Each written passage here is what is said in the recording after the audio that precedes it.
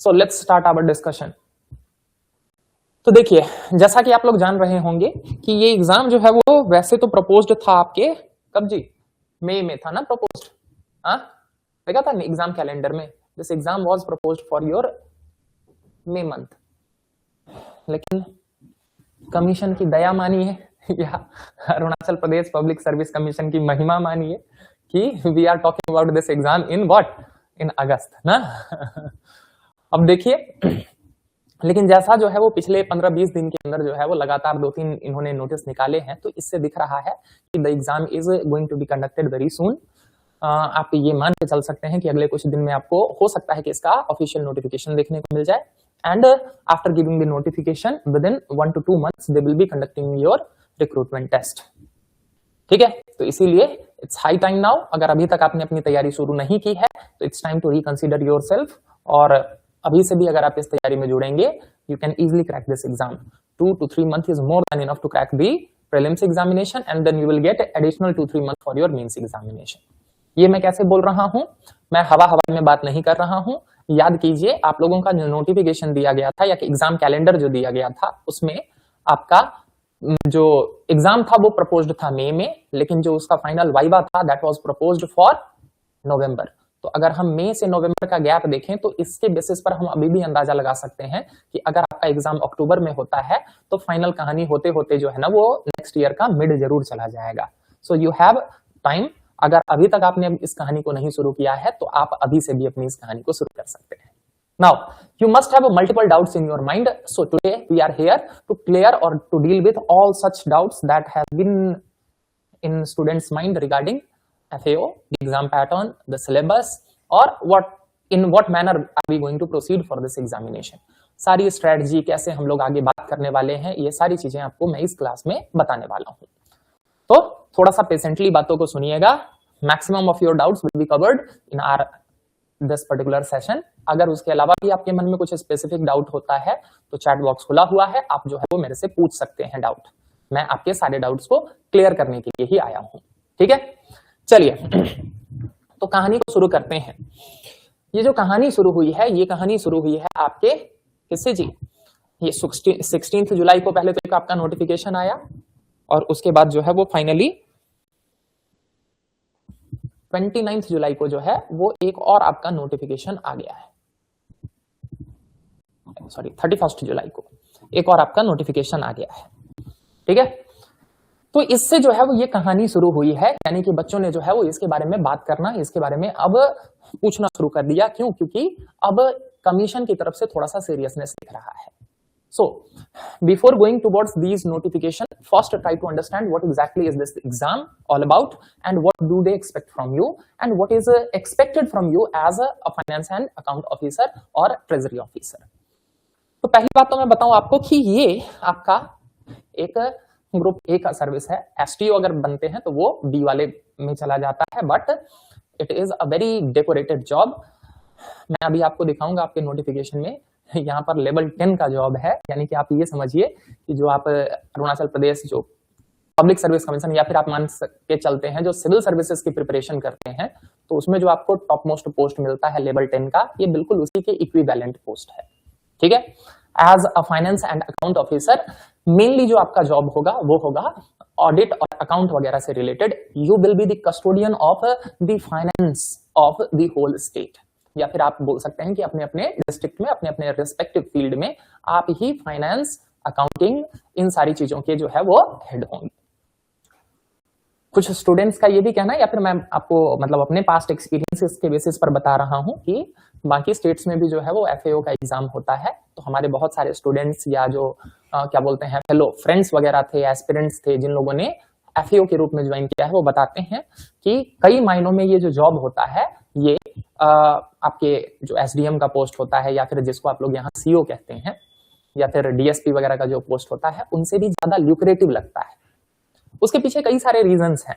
ठीक है, पहले तो जो है वो आप अपने आप को इमेजिन कर सकते हैं एक है एफएओ के रूप में, ट्रेजरी ऑफिसर के रूप में।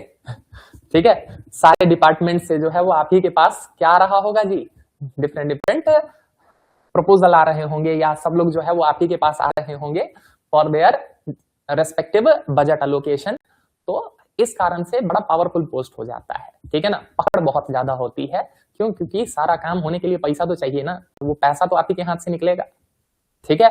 तो इसी कारण से कई मायनों में ये आपके सीईओ या जो आपके जो बाकी डिपार्टमेंट्स है ना, उनसे भी ज्यादा ल्यूक्रेटिव पोस्ट हो जाता है, ठीक है, क्योंकि सबको आपके पास तो आना पड़ेगा ना, ठीक है।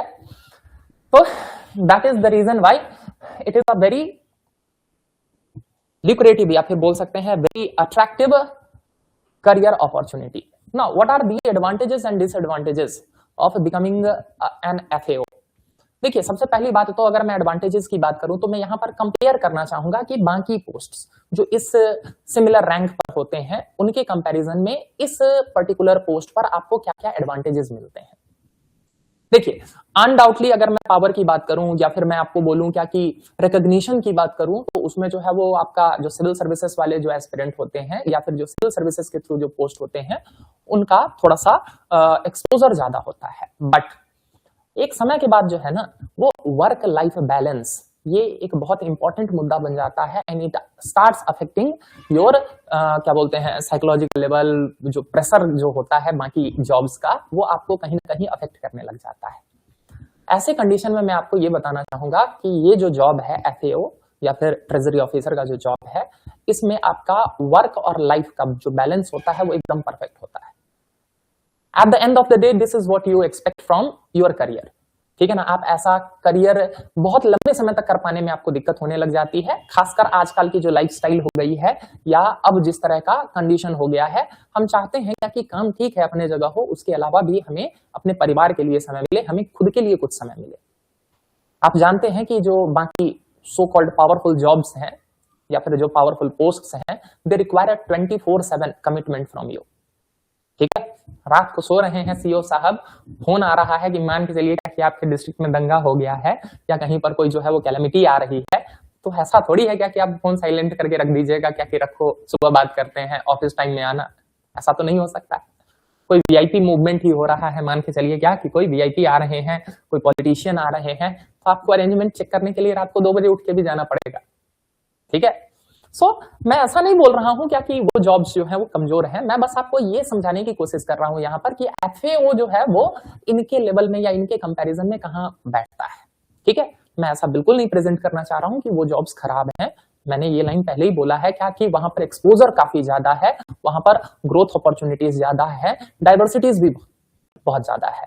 लेकिन फिर एफएओ का क्या एडवांटेज है? देखिए, ये एक तरह का आप ऐसा मान सकते हैं कि ऑफिस जॉब है जिसमें आपको वही 9 to 5 अलग सिस्टम रहेगा, 9:30 to 5:30 और क्या, यानी कि 9 to 5 है।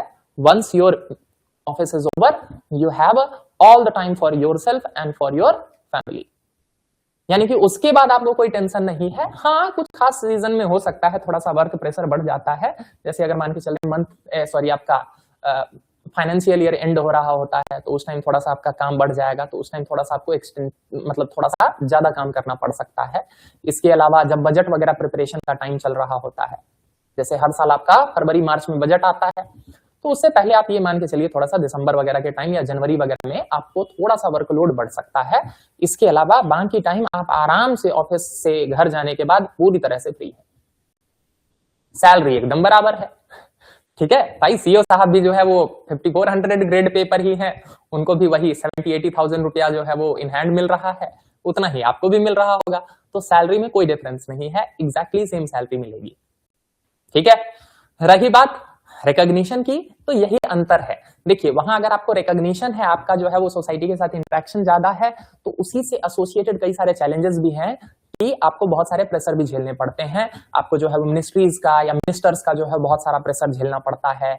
आपको जो है वो फील्ड में जो है वो बहुत सारे कई बार प्रॉब्लम्स को फेस करना पड़ता है। ऐसे यहाँ पर कोई प्रॉब्लम नहीं है, there is a proper SOP, ठीक है। उस एसओपी के हिसाब से आपको काम करना है, आपको कोई एक्सटर्नल प्रेशर को झेलने की जरूरत नहीं होती है।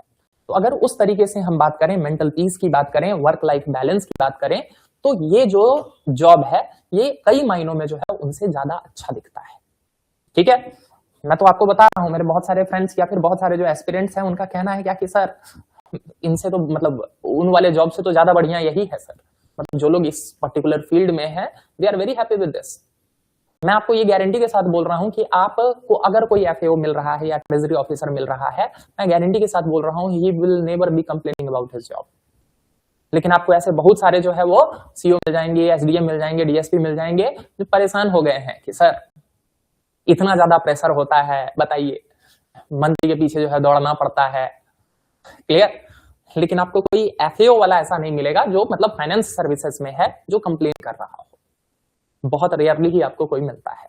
ठीक है, तो मैं आपको यही सजेस्ट करूंगा कि if you are thinking about, आप लोग चैट में लिख सकते हैं जी अगर आपको अलग से जानना हो तो, लेकिन पहले एक बार पूरी बात सुन लीजिएगा, तब उसके बाद कुछ लिखिएगा। तो अगर आप इस तरह का जॉब चाहते हैं, so you must consider this job very sincerely. ठीक है, इट्स आप ऐसा मान के चलिए क्या कि once in a lifetime opportunity type का ही है। कहे तो बार बार जो है वो इसका रिक्रूटमेंट होता नहीं है। इससे पिछली बार जो रिक्रूटमेंट हुआ था वो बहुत पहले हुआ था आपका 2018 if I am not wrong. ठीक है, उस टाइम हुआ था आपका, मतलब 2016 में इसका नोटिफिकेशन वगैरह आया था, लेकिन होते होते जो है उस टाइम 3 साल लग गया था। उसके बाद फिर आपका 2021 में भी एक बार आया था, चर्चा चली थी एफएओ की, लेकिन कोई रिक्रूटमेंट हुआ नहीं। ठीक है, तो इसीलिए मैं बोलूंगा कि पूरा जी जान लगा दीजिए, अगले 4, 5, 6 महीने जो भी ये पूरा एग्जाम प्रोसेस होने वाला है, एकदम गॉड मोड में आ जाइए, पूरा give all that you have and you will see yourself on this particular post ना। चलिए, तो ये हो गया एक छोटा सा, हमने एडवांटेज और कंपैरिजन किया कि आखिर क्या एडवांटेजेस हैं इस पर्टिकुलर जॉब में और कैसे इसको आप प्लेस कर सकते हैं बाकी जॉब्स के साथ।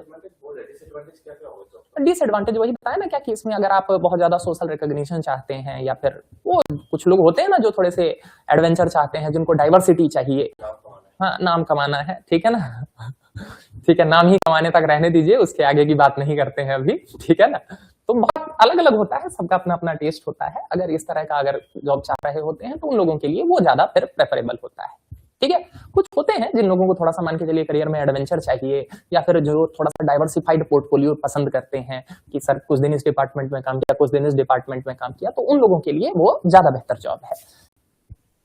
इसमें क्या है, अरे वाह, देख लीजिए सर, काम की बात एकदम पूछी ना अन्यांग जी, एकदम सर काम की बात, sir exact sir in hand salary बता दीजिए ना सर, काम की तो यही बात है। देखिए मैं सारी बात अभी आपको दिखा दूंगा। ठीक है, आज ये मान के चलिए कि आप अभी 5400 ग्रेड पेपर अभी आप लोग रिक्रूट होंगे, लेवल 10 का है, तो उसमें जो है आपकी बेसिक सैलरी 56,000 के पास होती है, और उसके ऊपर जो है वो आपका डियरनेस अलावेंस और बाकी जो अलग अलग अलावेंस होते हैं, HRA and all those things, वो सब मिलके अभी आप मान के चलिए कि आपकी इन हैंड सैलरी 80,000 के आसपास होगी। हाँ ठीक है, कम तो नहीं लग रहा अन्यांग जी? हाँ चलिए अभी दिखाऊंगा, मैं सारी बातें दिखाऊंगा। ठीक, सो ये थी कहानी इस पर्टिकुलर जॉब से रिलेटेड। अच्छा हाँ, एक और चीज मैं आपको एडिशनल बताना चाहूंगा कि ये जो एफएओ वाला काम है ना, ये करने के बाद आपके पास काफी एक्सपीरियंस आ जाता है, अकाउंट मैनेजमेंट से रिलेटेड या फाइनेंस मैनेजमेंट से रिलेटेड या बजटिंग वगैरह से रिलेटेड। तो इसमें क्या है ना कि अगर फ्यूचर में आप चाहते हैं कि मैं गवर्नमेंट डिपार्टमेंट से या फिर गवर्नमेंट जॉब से स्विच करूं और मूव करूं टुवर्ड्स प्राइवेट सेक्टर, वहां पर भी इमेंस जॉब अपॉर्चुनिटीज होगी आपके पास। बड़े बड़े एमएनसीज वगैरह में ये पोजीशन बहुत ज्यादा ल्यूक्रेटिव होते हैं। बजट मैनेज करना, उनका पैसा सही से मैनेज कर दीजिए, इंटरनल अकाउंटिंग वगैरह। Will there be a separate recruitment for the post of FAO and STO? हाँ ऑब्वियसली तकाम जी मैं बताऊंगा, ठीक है ना। STO जो है वो क्या बोलते हैं, ग्रुप बी वाला है ना, FAO जो है वो ग्रुप ए वाला है। Just give me few minutes, I will talk about these things in great detail. मैं आपको एकदम पूरा क्लियर बताऊंगा, ठीक है। क्लियर, रिक्रूटमेंट अलग अलग एग्जाम नहीं होगा, एक ही एग्जाम होगा, लेकिन हाँ उसमें दोनों की वैकेंसीज अलग अलग आएंगी, ठीक है। क्लियर, चलिए तो मैं क्या बता रहा था कि इसका फ्यूचर भी जो है वो काफी ल्यूक्रेटिव है। आप इस जॉब के थ्रू अपने फ्यूचर को और ज्यादा भी सिक्योर कर सकते हैं। अगर मान के चलिए पोस्ट रिटायरमेंट अगर पूरे जीवन भर करना है तो भाई पोस्ट रिटायरमेंट भी आपके पास अपॉर्चुनिटी होगी। और अगर मान के चलते हैं कि बीच में अगर आप इसको ड्रॉप करना चाहते हैं, if you want to explore private sector, तो वहां पर भी आपके पास ये एक्सपीरियंस काफी मैटर करेगा। बहुत अच्छा पैकेज आपको मिल सकता है प्राइवेट सेक्टर में भी, ठीक है। तो ये भी एक अपॉर्चुनिटी है जो इससे एसोसिएटेड है। Now moving towards path to this beautiful career. आखिर इस ब्यूटीफुल करियर का जो पाथ है वो कैसे जाता है, रास्ता क्या है, कैसे हम पहुंचेंगे इस पर्टिकुलर पोस्ट तक। अब देखिए, उसके लिए आपको समझना पड़ेगा पहले एग्जाम पैटर्न को, और उसी एग्जाम पैटर्न से रिलेटेड ये पूरी कहानी है। क्या है ये कहानी, जरा ध्यान से समझिए। देखिए, पहले बात तो मैं आपको यहां पर ये क्लियर कर दूं कि इससे पहले जो लोग भी तैयारी कर रहे होंगे, जो मान के चलते हैं इस डेट से पहले तैयारी कर रहे होंगे, यहां पर क्लैरिटी नहीं थी। क्लैरिटी इसलिए नहीं थी कि तो कमीशन ने खुद अपनी तरफ से बता ही नहीं रखा था कि हम क्या पूछने वाले हैं। तो लोग तैयारी तो कर रहे होंगे, स्टूडेंट्स तैयारी तो कर रहे होंगे, लेकिन लैक ऑफ क्लैरिटी के कारण उनकी तैयारी जो है वो बहुत गाइडेड नहीं रही होगी। तो पहली बात तो आप अपने दिमाग में ये बात सेट कर लीजिए कि आप बहुत पीछे नहीं रह गए हैं, ठीक है, आप भी साथ चल रहे हैं। How many vacancies can be expect, बिल्कुल मैं बता रहा हूं तकाम ji, just wait for few minutes, let me reach there. मैं आपको बिल्कुल बताऊंगा, आपके ये सारे क्वेश्चंस को मैं क्लियर करूंगा, ठीक है, with proper data and proof. मैं जो है वो हवाई बातें नहीं करूंगा, तुक्का नहीं मारूंगा, मैं अंदाजे पर नहीं बताऊंगा। आप थोड़ा सा वेट कीजिए, मैं आपको प्रॉपर डेटा फैक्ट के साथ जो है वो सारे बात बताऊंगा, ठीक है। तो पहली बात तो समझ लीजिए कि इससे पहले जो लोग तैयारी कर रहे होंगे, क्यों, क्योंकि ये जो नोटिफिकेशन आया है ये आया ही है 16 जुलाई को, तो उससे पहले जो भी तैयारी कर रहे थे, एक बात बताइए, due to lack of any clear document, उनकी तैयारी भी जो रही होगी वो इधर उधर वाली रही होगी, तो आप पीछे नहीं रहे हैं, ठीक है। नाउ देखिए, ये दे रखा है आपका exam pattern, Arunachal Pradesh public service syllabus for the recruitment of finance and account officer, treasury officer and सब ट्रेजरी ऑफिसर।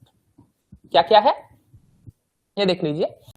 सबसे पहला तो आपके सिलेबस में ये बात क्लियर कट मेंशन कर रखा है कि there will be a commercial mathematics paper और your recruitment test. Now what is this recruitment test, आप इसको प्रीलिम्स एग्जाम समझ लीजिए, ठीक है, इसको प्रीलिम्स एग्जाम समझ लीजिए कि आपको इस पेपर को क्वालिफाई करना होगा in order to write your mains examination.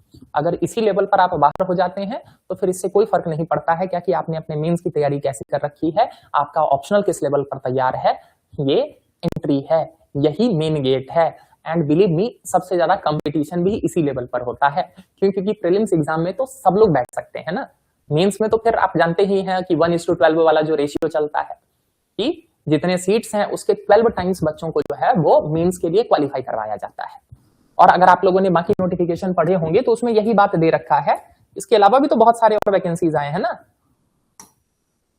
तो कौन सा सब था जी आपका, एग्रीकल्चर ऑफिसर वगैरह ना, देखा है वो वाला नोटिफिकेशन, रुकिए दिखाता हूं, ये जो 29 जुलाई को आया है, अच्छा मैं इसी की बात कर रहा था।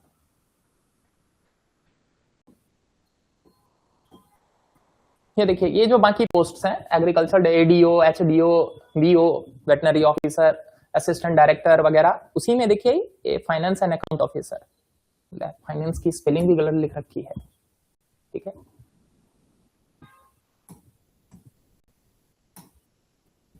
ये भाई ये ऑफिशियल नोटिफिकेशन है, ये मैंने नहीं लिखा है ठीक है।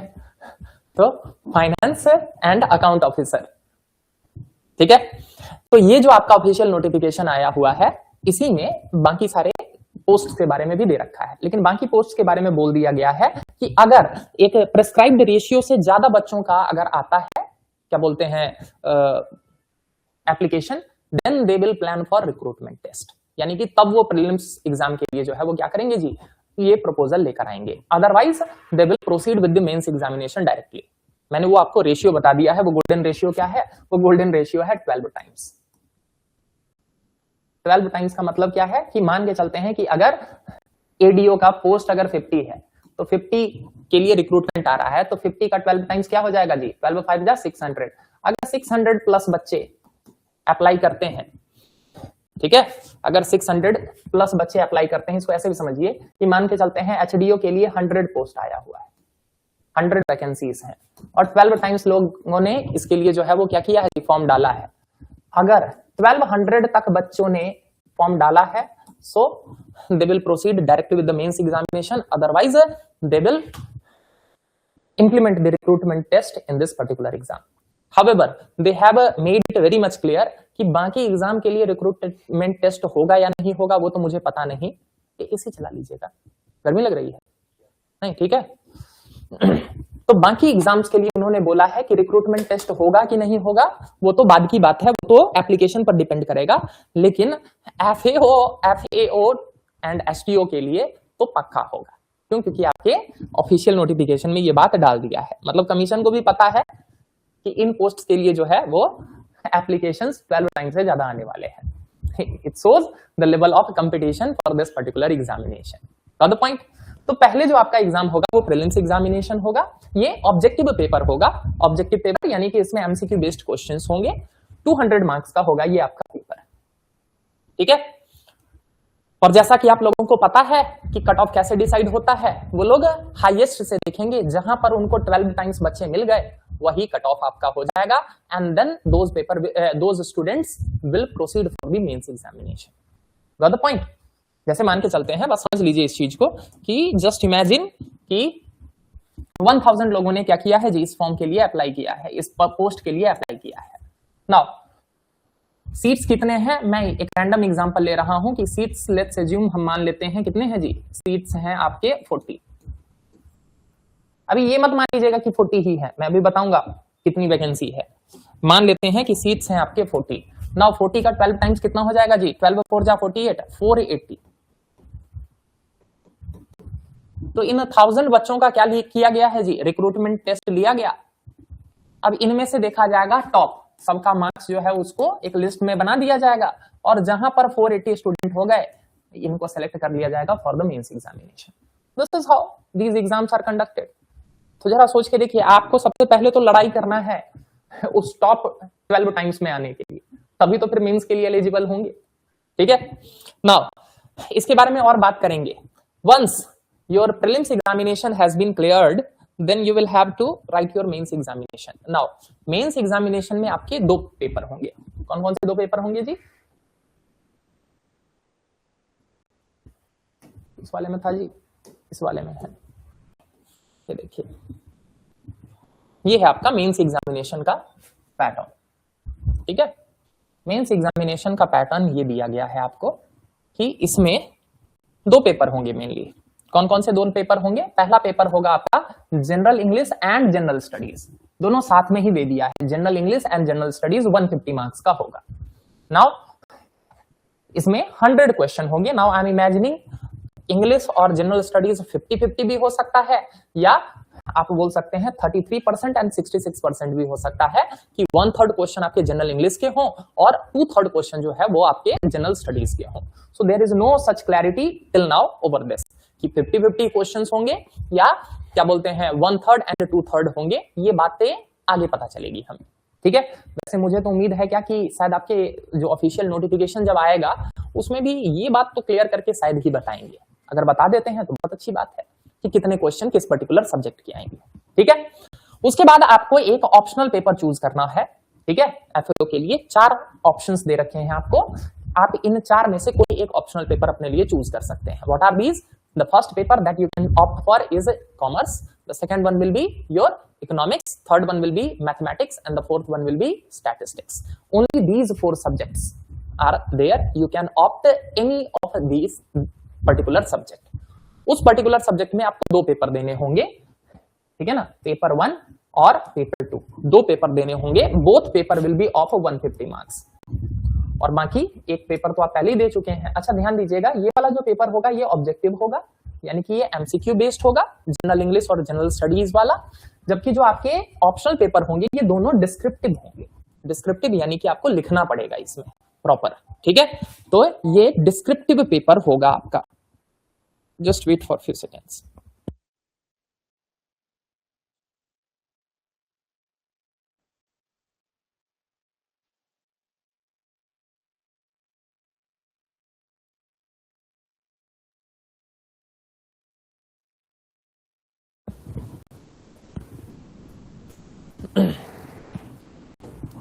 ओके। तो यानी कि टोटल आपका जो एग्जाम है वो कितने मार्क्स का हुआ जी? 150, 150, 150, यानी कि 450 मार्क्स का आपका मेंस एग्जामिनेशन होगा।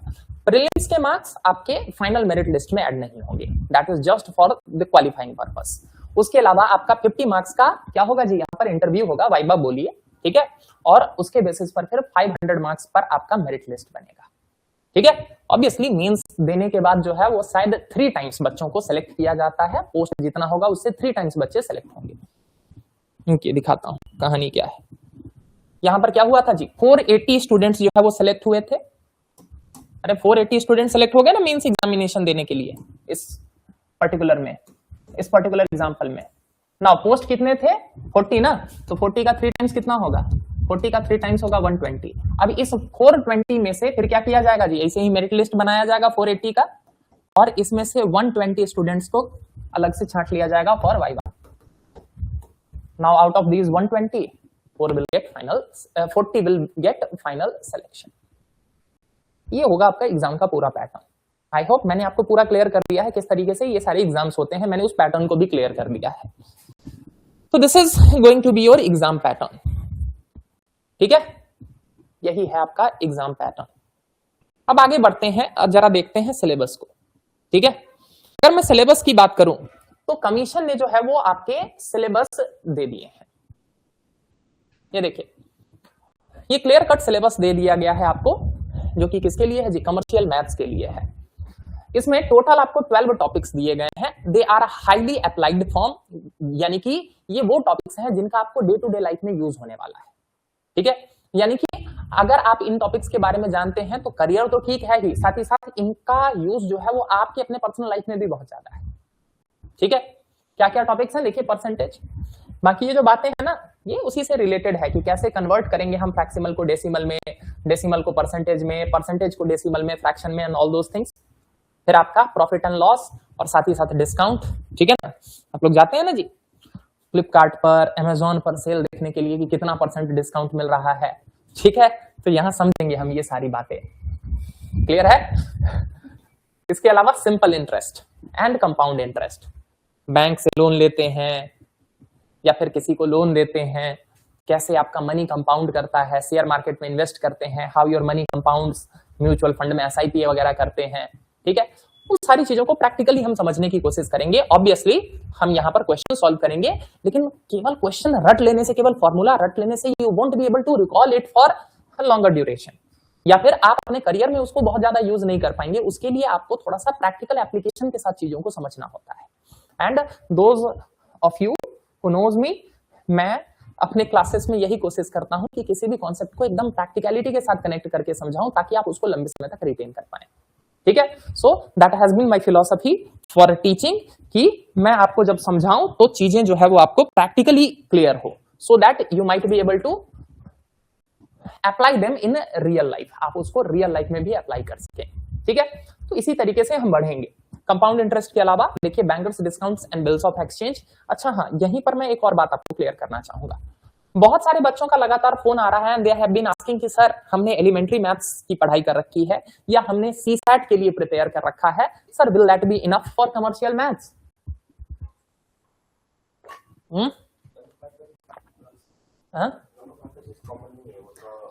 ठीक है, तो देख लीजिए, ये इस क्वेश्चन का आंसर आपको आपका सिलेबस खुद दे दे रहा है, ठीक है, clear. Since here we are dealing with commercial maths, तो बात क्या है ना कि ये टॉपिक्स भी जो आपको सेम लग रहे हैं ना, इनमें भी आपको वेरिएशन मिलेगा, क्योंकि वहां पर आपका एप्टीट्यूड चेक किया जा रहा है, quantitative aptitude. Getting my point? But here they want to know that आपके पास इतना मैथमेटिकल अंडरस्टैंडिंग है कि नहीं, कि कल जब आपको ऑफिसर बना जाए तो आप काम कर पाइएगा कि नहीं। समझ गए ना? तो डिफरेंस है दोनों में। कुछ तो टॉपिक्स आपको यहाँ ऐसे मिलेंगे जो बिल्कुल आपने सीसैट में नहीं पढ़ा होगा, क्योंकि वो सीसैट के परव्यू में आता ही नहीं है। That is a generalistic test, वो है civil services aptitude test, whereas this is your finance and account officers aptitude test. तो दोनों का एप्टीट्यूड ही लेवल ही अलग होता है। क्लियर है? Bankers discount and bill of exchange, बताइए ये कहां पढ़ना होता है आपको सीसैट में, एलिमेंट्री मैथ्स में? आपने छुआ भी नहीं होगा, ठीक है। इसके अलावा देखिए partnership and division of money, दो मैं जब सीसैट पढ़ाता हूं तो मैं पार्टनरशिप करवा देता हूं थोड़ा मोड़ा कवर, लेकिन फिर भी आप इस लेवल पर यहां पर बातें नहीं करते हैं, जैसे कि यहां पर जो है division of sum, loan at a different rate, इन सब चीजों पर जो है वो बहुत डिटेल में सीसैट में बात नहीं हो पाती है, बिकॉज वो उसके सिलेबस का पार्ट है ही नहीं। Clear? Then again ratio and proportion, इसके बारे में तो आप लोग जानते ही होंगे।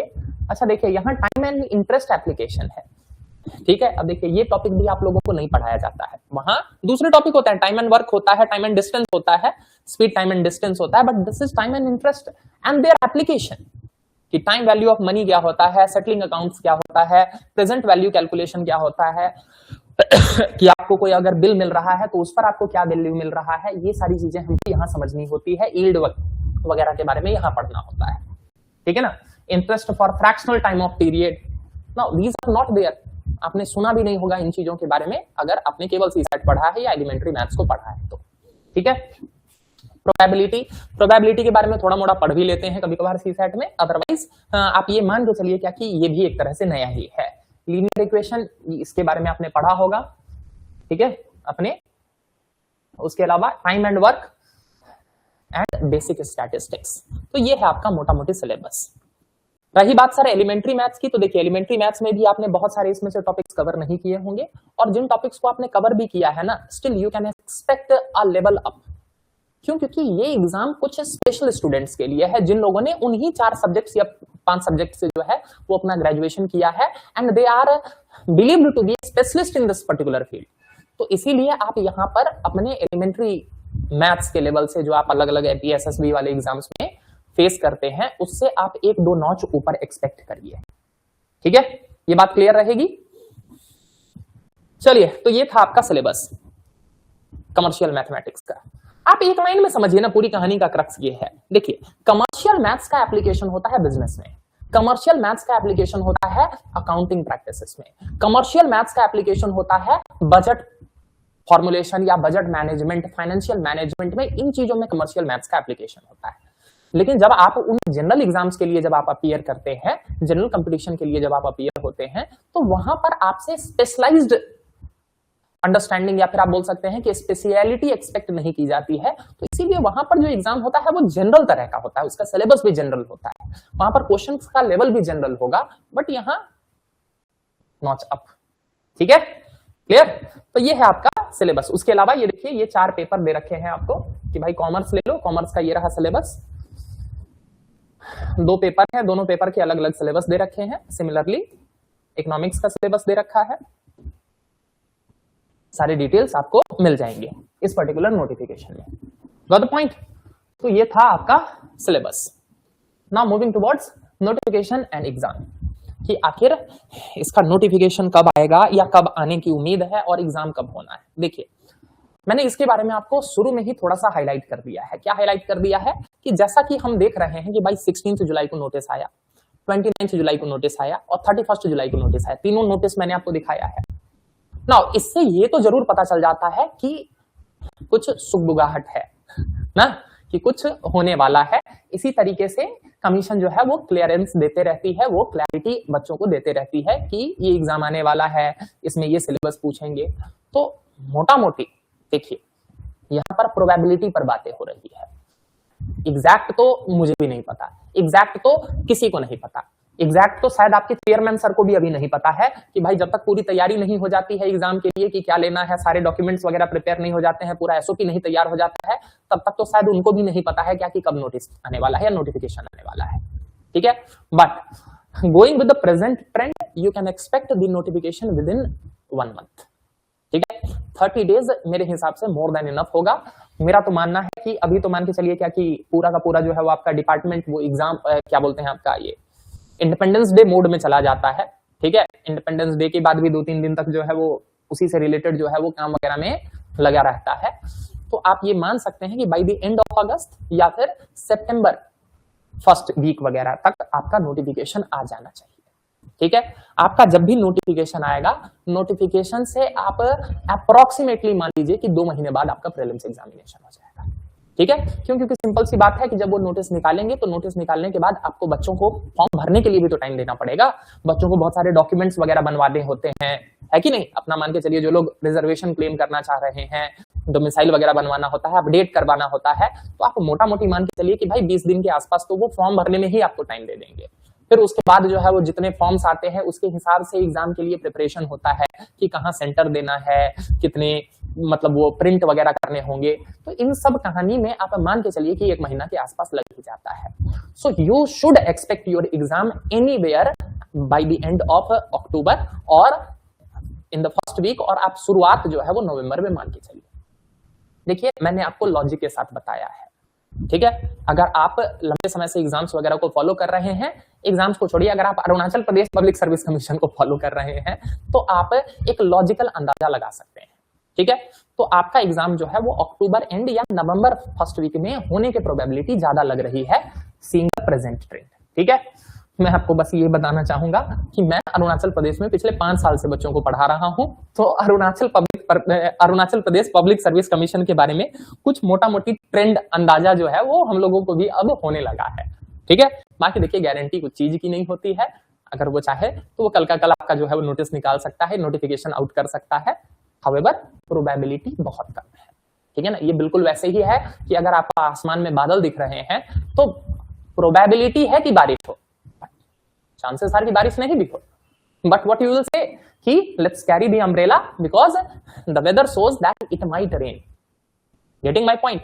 और वैसे भी अरुणाचल में तो बारिश का कोई पता ही नहीं होता है ना सर, यहाँ तो धूप में भी बारिश हो जाती है, तो वही वाली बात है। तो इस बेसिस पर आप अपनी तैयारी को शुरू कर सकते हैं। तो अगर अक्टूबर एंड को भी मानूं तो अभी हम लोग कहां है जी, अगस्त में है।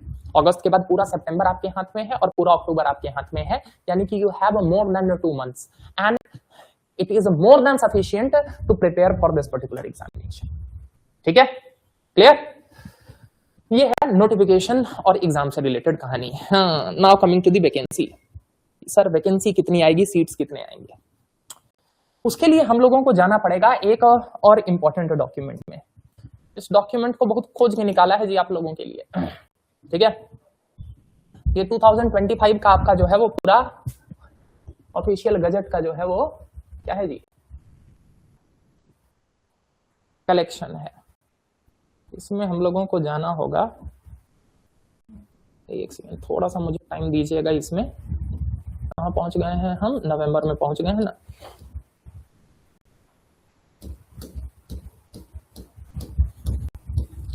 एक्चुअली 15 नवंबर 2025 को ना आप लोगों का एक स्पेशल गजट इशू किया गया था, जिसमें बात की गई थी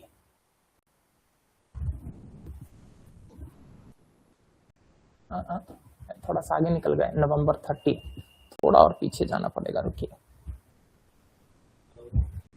ये रहा, ये मिल गया, यही है डॉक्यूमेंट।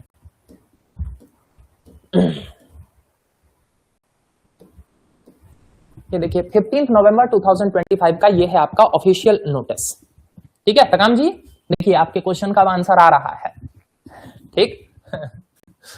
देखिए ये आपका ऑफिशियल नोटिफिकेशन है, 15 नवंबर 2025 को आया था, ठीक है। किससे रिलेटेड है, resolution, order, notification, rules etcetera issued by the government and head of departments. इसमें देखिए अलग अलग एग्जामिनेशन के लिए क्या कुछ होने वाला है वो बातें दे रखी है। तो सबसे पहले तो एडीओ के बारे में दे रखा है, ठीक है, क्या क्या कहानी है। खैर अभी हम एडीओ को छोड़ते हैं और हम फोकस करते हैं इस सेकंड वाले पर, जो दूसरा एग्जाम के बारे में डिटेल दे रखा है वो।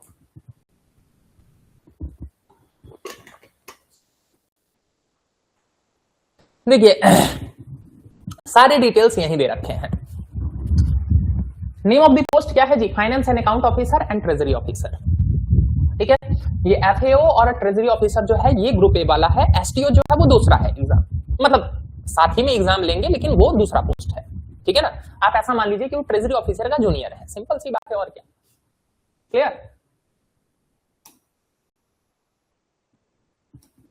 ट्रेजरी ऑफिसर का जूनियर है वो, आप ऐसा मान सकते हैं इस कहानी को। कहां था जी, अच्छा यहां था।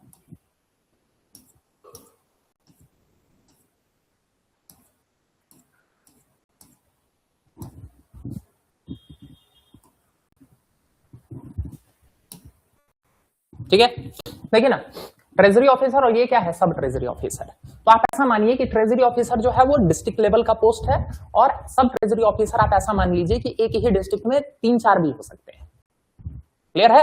दे are the helping hand of FAO and treasury officers.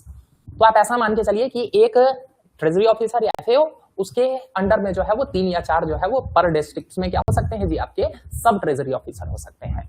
तो आप कैलकुलेट कर लीजिए कि अरुणाचल में कितने डिस्ट्रिक्ट्स हैं जी टोटल, 28 डिस्ट्रिक्ट्स है ना। 28 को 3 से मल्टीप्लाई कर लीजिए, कितना हो जाएगा जी, 23 जा 60 और 8 3 जा 24, यानी कि 84 पोस्ट तो सीधे सीधे होंगे। अगर मैं 3 भी मान रहा हूं तो 4 भी हो सकते हैं, डिपेंडिंग ऑन कितना वर्कलोड है, कितना काम है, तो उसके हिसाब से होता है, ठीक है, यानी कि 84 पोस्ट तो आप केवल ट्रेजरी ऑफिसर के मोटा मोटी मान सकते हैं। अब देखिए प्लस माइनस हो सकता है, ठीक है। इसके अलावा जो इस गजट में क्लियरली दे रखा है, देखिए नंबर ऑफ पोस्ट 61 पोस्ट, देखिए स्टार मार्क दे रखा है, क्लियर, स्टार मार्क दे रखा है, 25 में है, subject to variation dependent on workload, यानी कि एफएओ और ट्रेजरी ऑफिसर के कितने पोस्ट हैं अभी अरुणाचल में, तो 61 है, क्लियर, समझ पा रहे हैं इस बात को, यानी कि 61 पोस्ट तो एफएओ और ट्रेजरी ऑफिसर के हैं। अगर इस बेसिस पर मान के चले कि भाई इनके अंडर 2-3 अगर रहेंगे तो आप 61 को 3 से मल्टीप्लाई कर लीजिए तो कितना हो जाता है जी, 61 3 जा 180 के आसपास जो है वो सब ट्रेजरी ऑफिसर के पोस्ट हो सकते हैं, अगर हम इस बेसिस पर बात करें तो। मैंने दोनों तरह से आपको कैलकुलेट करके बता दिया है कि अगर मैं डिस्ट्रिक्ट लेवल पर बात करूं तो कैसे हो सकता है, और अगर मैं इनके हेल्पिंग हैंड के रूप में बात करूं तो कितने पोस्ट हो सकते हैं। नाउ ये पूरी की पूरी कहानी जो होती है वो डिपार्टमेंट के ऊपर डिपेंड करती है कि कितना वर्कलोड है, वो कितना पोस्ट चाहते हैं, कितना मैन पावर उनको चाहिए, द पॉइंट। लेकिन मोटा मोटी हमको एक आइडिया मिल रहा है। तो 61 पोस्ट तो यहां से आपको क्लियर कट दिख रहे हैं, ठीक है। हावेवर इतनी जल्दी जंप नहीं करना है कि अच्छा सर इसका मतलब 61 तो वैकेंसी मिलेगी ही, नहीं, ऐसा नहीं होने वाला है। देख लीजिए यहीं पर क्लियर कर दिया गया है मेथड ऑफ रिक्रूटमेंट, कि इन 61 पोस्ट्स का मेथड ऑफ रिक्रूटमेंट क्या होगा। अच्छा ये जो 61 है ये केवल एफओ और टीओ की है, एसटीओ की बात नहीं हो रही है, ठीक है। यहां क्लियर कट दे रखा है कि what is going to be their method of recruitment, कि 25% of the post shall be filled up by the direct recruitment through open competitive exam conducted by APPSC, यानी कि 61 का 25%, तो कितना हो जाएगा जी, 61 का 25% हो जाएगा 1/4, यानी कि 15 सीट्स जो है वो 15 से लेकर 20 सीट्स आप एक्सपेक्ट कर सकते हैं एफएओ एंड टीओ के, क्लियर। ये बढ़ भी सकता है, इन्होंने खुद बोला है, पीछे स्टार मार्क लगाकर खुद बोला है, सब्जेक्ट टू वेरिएशन, कि अगर मान के चलिए कि उनको ज्यादा लोगों की रिक्वायरमेंट होगी तो उस हिसाब से बढ़ भी सकता है, but you can expect somewhere between 15 to 20 posts for FAO and TO. और मैंने आपको मोटा मोटी बता ही दिया है कि लगभग 80 के आसपास या उससे ज्यादा भी हो सकते हैं, प्लस माइनस 20 के आसपास आप मान के चलिए कि आपके एसटीओ के पोस्ट होंगे। तो यानी कि एफएओ, टीओ और एसटीओ के टोटल पोस्ट को अगर हम मिला ले तो आपकी वैकेंसी लगभग 100 के आसपास जानी चाहिए, ठीक है। Now I can be very much wrong hair, लेकिन यहां पर मैं आपको डेटा के बेसिस पर एनालाइज करके बता रहा हूं, I can be very wrong here, ठीक है। I am not claiming anything here, क्यों, क्योंकि देख लीजिए ये सारी बातें जो है वो डिपार्टमेंट के ऊपर होती है, वो कितना रिक्रूटमेंट चाह रहे हैं। इससे पहले तो मैं आपको बता दूं कि 2016 वगैरह में जो एग्जाम हुआ था उसमें एफएओ का सीट तो जो है शायद 1 या 2 के ही आसपास था, तो अरुणाचल में है नहीं एफएओ, तो खाली ही पड़ा हुआ है, जो भी है वो कुछ लोग जो है वो प्रमोट वगैरह होकर ही बने हैं, ठीक है। तो रिक्रूटमेंट टेस्ट में आप अच्छी खासी सीट्स एक्सपेक्ट कर सकते हैं, 100 सीट्स बहुत होता है। आप जरा सोच के देखिए ना, Arunachal Pradesh public service commission जो आपका ओपन वाला जो जनरल वाला होता है एग्जाम, उसमें जिसमें इतने सारे अलग अलग डिपार्टमेंट्स हैं, उसमें पिछली बार 140 सीट्स थे, पता है ना, तो बहुत बड़ा नंबर है। अरुणाचल जैसे स्टेट के लिए 50 बहुत बड़ा नंबर है। यहाँ पॉपुलेशन भी तो आप देख लेंगे ना, आप उस हिसाब से कंपेयर भी तो कीजिए, गेटिंग माई पॉइंट, ठीक। तो ये है वैकेंसी से रिलेटेड। तकाम जी हुआ जी आपका डाउट क्लियर?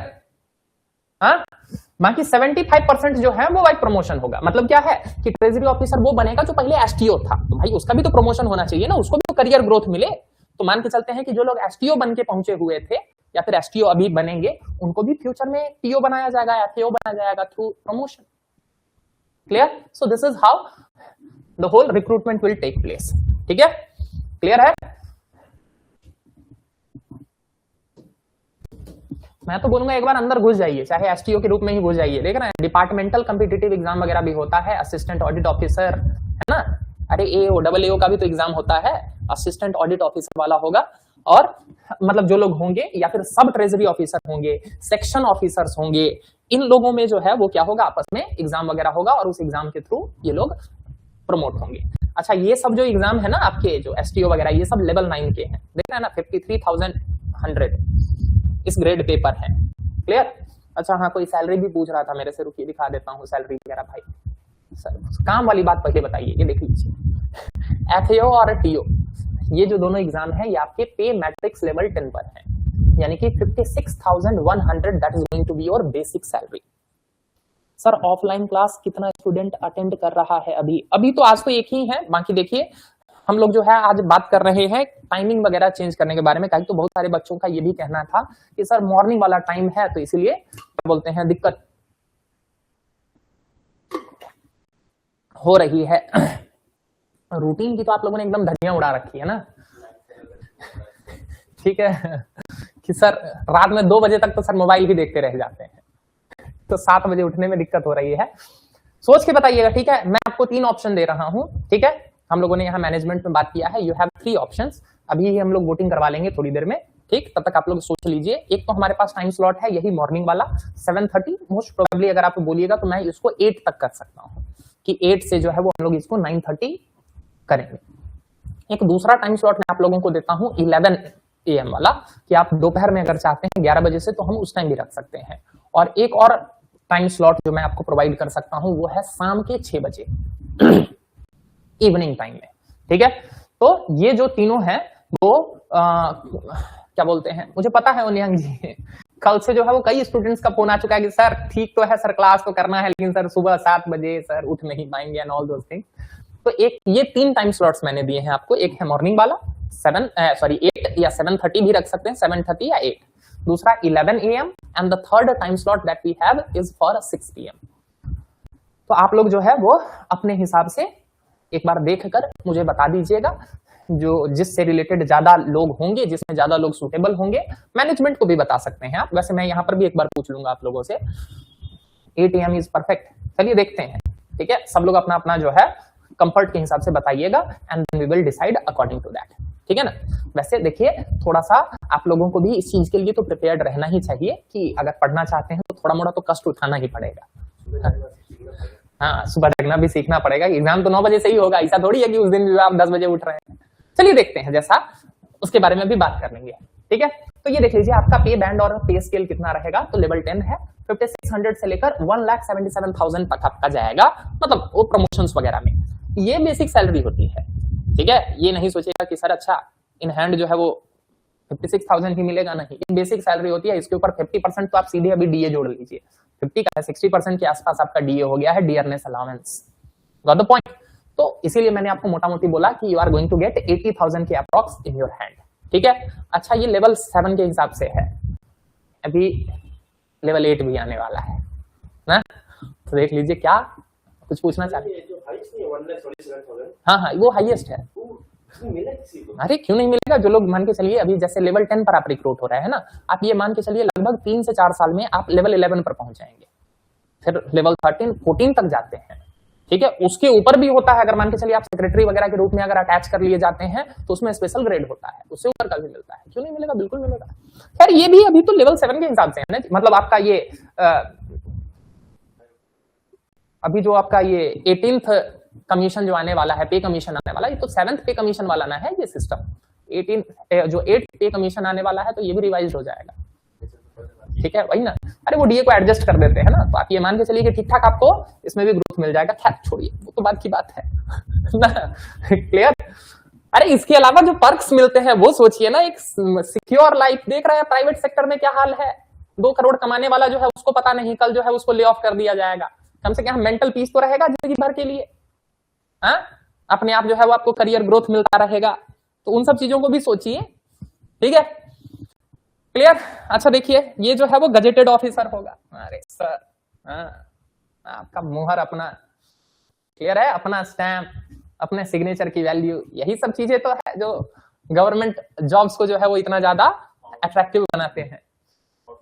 वही ना, गजेटेड है, नॉन मिनिस्ट्रियल है, यानी कि किसी पर्टिकुलर मिनिस्ट्री से अटैच नहीं है, दिख रहा।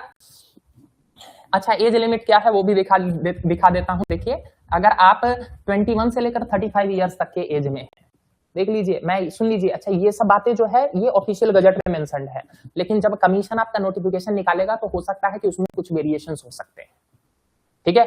तो अभी तक जो बात की गई है, देखिए ये ऑफिशियल डॉक्यूमेंट है, ये मैंने नहीं बनाया है, ये अरुणाचल गवर्नमेंट का ही ऑफिशियल डॉक्यूमेंट है, तो मैं उसके हिसाब से बता रहा हूं। बाकी जब नोटिफिकेशन आएगा तो हो सकता है उसमें थोड़ा मोड़ा वेरिएशन भी हो सकता है, सो बी रेडी फॉर दैट। तो 21 से लेकर 35, लेकिन दिल छोटा मत कीजिए जो लोग 36 के हो गए हैं। अगर आप अरुणाचल प्रदेश के शेड्यूल ट्राइब के कैंडिडेट हैं तो आपको 5 साल का रिलैक्सेशन मिलेगा, यानी कि 40 ईयर्स तक का है, समझ गए ना? तो 40 इयर्स तक आप एग्जाम दे सकते हैं अगर आपकी एज 40 इयर्स तक है तो भी। यहां तक क्लियर है? अब रही बात एजुकेशनल क्वालिफिकेशन की, ये बहुत इंपॉर्टेंट है, देख लीजिएगा, इस पर बहुत क्वेश्चन लगातार आ रहे हैं बच्चों के कि सर हमने बीटेक कर रखा है तो क्या हम एग्जाम दे सकते हैं? सर हमने 2 साल पढ़ा है, सर हमने 1 साल पढ़ा है सर मैथ, तो हम दे सकते हैं कि नहीं? देख लीजिए यहां पर जो बात इस गैजेट में जो दे रखा है मैं वो आपको क्लियर कर देता हूं। बाकी और ज्यादा अगर आपको क्लैरिटी चाहिए तो you should wait till the final notification comes out. ठीक है? यहां क्या दे रखा है देखिए, बैचलर डिग्री इन कॉमर्स, यानी कि ये बात तो क्लियर हो गई कि अगर आपके पास एक बैचलर की डिग्री है, यानी कि अगर आपने कॉमर्स से ग्रेजुएशन कर रखा है तब तो आप बिल्कुल इस एग्जाम के लिए बैठ सकते हैं। या फिर बिजनेस एडमिनिस्ट्रेशन से बीबीए कर रखा है ना? लोग कहते थे ना कि बीबीए करके क्या ही करियर होता है। वो कौन है जी? एक तो स्टैंड अप कॉमेडियन है ना, क्या तो अनुराग सिंह बस्सी, देखा है? नहीं बोलता बीबीए में कोई करियर ग्रोथ, देख लो भाई बीबीए वाले जो है एग्जाम देंगे। Clear? Next one is if you have a bachelors degree in economics, यानी कि अगर इन 3 सब्जेक्ट में आपने बैचलर कर रखा है तो you are eligible for this particular exam. अभी पूरी कहानी नहीं हुई है, पहले इतना सुनिए। अगर आपने कॉमर्स में कर रखा है, बीबीए कर रखा है, बिजनेस एडमिनिस्ट्रेशन में कर रखा है, या फिर अगर आपने बीए कर रखा है इकोनॉमिक्स में, तो आप बिल्कुल इस एग्जाम के लिए एलिजिबल है। Apart from that in any discipline, आपने किसी और में बैचलर डिग्री कर रखा है कोई भी डिसिप्लिन में, लेकिन स्टैटिस्टिक्स और मैथमेटिक्स एक सब्जेक्ट था उसमें, समझ गए ना? यानी कि मान के चलते हैं कि आपने हिस्ट्री नहीं कर रखा है, लेकिन अगर मान के चलते हैं कि मैथ्स एक सब्जेक्ट के रूप में आपने ले रखा था, या फिर स्टैटिस्टिक्स आपका एक सब्जेक्ट के रूप में था। नाउ एक सब्जेक्ट के रूप में था का मतलब है कि वो पूरे कोर्स पीरियड में रहा हो, ना कि केवल 1 साल रहा हो या 2 साल रहा हो। क्यों? क्योंकि यही मुद्दा था जिसको लेकर आपके कमीशन ने लास्ट बार जो है वो क्लियर किया था, किसी एग्जाम को लेकर तो था, जिसमें जो है ये बीटेक वाले कई सारे जो स्टूडेंट्स थे उन लोगों ने इस बारे में आवाज उठाई थी कि सर हमारा भी तो 1 साल 2 साल का रहा है मैथ्स, तो हमको भी एलिजिबल किया जाना चाहिए। तो उसमें शायद कमीशन ने ये क्लैरिफिकेशन दिया था कि नहीं, 1 साल 2 साल नहीं होना चाहिए, आपके पूरे कोर्स पीरियड में मैथ्स एक सब्जेक्ट के रूप में होना चाहिए। So I am believing the commission is going to stick with that particular order of their own कि पूरे कोर्स पीरियड में जो है वो मैथ्स और स्टैटिस्टिक्स आपका एक सब्जेक्ट के रूप में होना चाहिए, then you will become eligible for this examination. I hope eligibility criteria is very much clear. इन 3 सब्जेक्ट में आपका ग्रेजुएशन हुआ हो, कॉमर्स, बिजनेस एडमिनिस्ट्रेशन और इकोनॉमिक्स, या फिर आपने किसी और सब्जेक्ट से बैचलर किया है लेकिन मैथ्स या स्टैटिस्टिक्स में से कोई एक सब्जेक्ट थ्रू आउट रहा हो, ठीक है, तो भी आप इस एग्जाम के लिए क्लियर हो सकते, मतलब अपीयर हो सकते हैं। नाउ यही मोड दे रहा है, यही एक एडवांटेज है, क्यों? क्योंकि इसमें सारे स्टूडेंट अपीयर नहीं हो सकते हैं। क्लियर? यही चीज है जहां पर ये एग्जाम जो है वो आपके सिविल सर्विसेज वाली भीड़ से अलग हो जाएगा।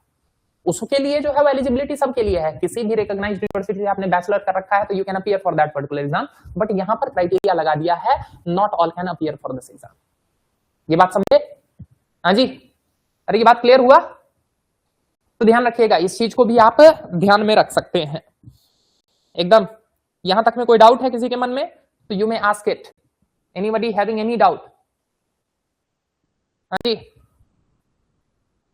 है किसी के मन में कोई डाउट?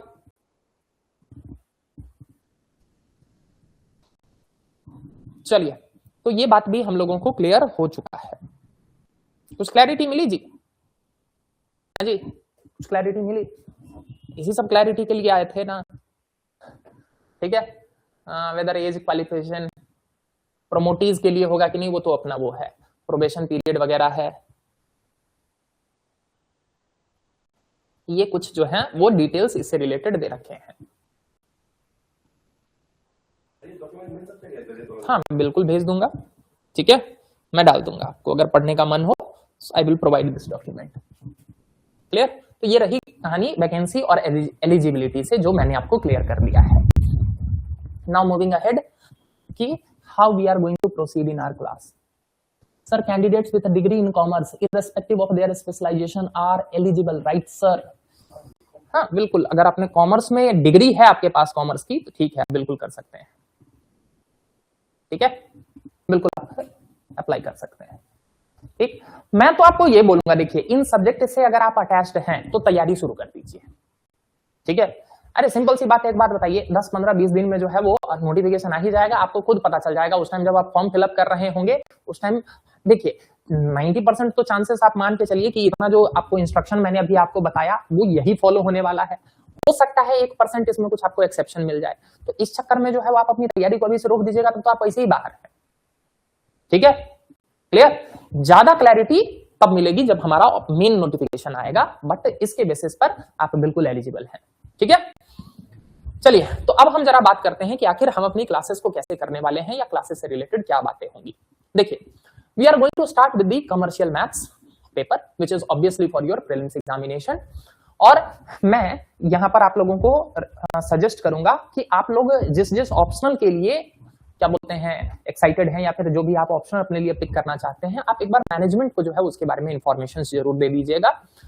जैसे जैसे बच्चों की रिक्वायरमेंट्स होगी उसके हिसाब से हम अलग अलग ऑप्शनल पेपर को प्लान करेंगे, ठीक है। तो अभी राइट नाउ अभी आपका जो होगा वो कमर्शियल मैथ्स का पेपर जो है वो स्टार्ट हो चुका होगा, उस पर हम लोगों की बात शुरू हो जाएगी, ठीक है।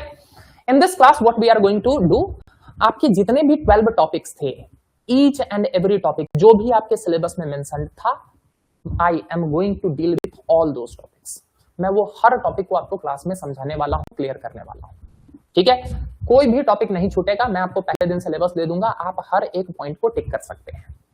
रही बात, सिंस हमारे पास जो है वो प्रीवियस ईयर का सैंपल नहीं है, तो मैं इस एग्जाम के लिए आपका पैटर्न एनालाइज करने के लिए जो अलग अलग और भी कई सारे स्टेट्स हैं जहां पर आपका एफएओ वगैरह का एग्जाम होता है, मैं उसके रेफरेंसेस वगैरह को भी यूज करने वाला हूं, ताकि हम अपनी तैयारी को कॉम्प्रिहेंसिव कर सकें। In our class we are not going to focus on rote learning. केवल मैं आपको रटाने पर फोकस नहीं करने वाला हूं कि रट लो बाबू कि अच्छा सिंपल इंटरेस्ट का फॉर्मूला क्या है, पीआरटी बाई 100, कंपाउंड इंटरेस्ट का फॉर्मूला क्या है, तो P1 + R / 100 to the power T। केवल रटाने से आपका एग्जाम नहीं क्लियर होने वाला है।